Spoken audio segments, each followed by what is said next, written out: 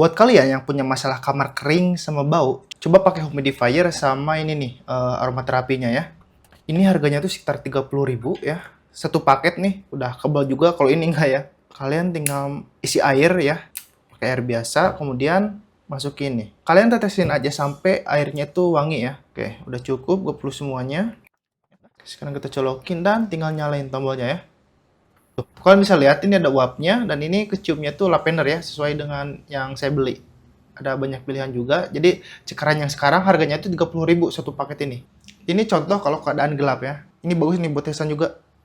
Tambahan aja nih untuk daya itu sekitar 2 watt dan semprotannya itu sekitar 4 sampai 6 jaman.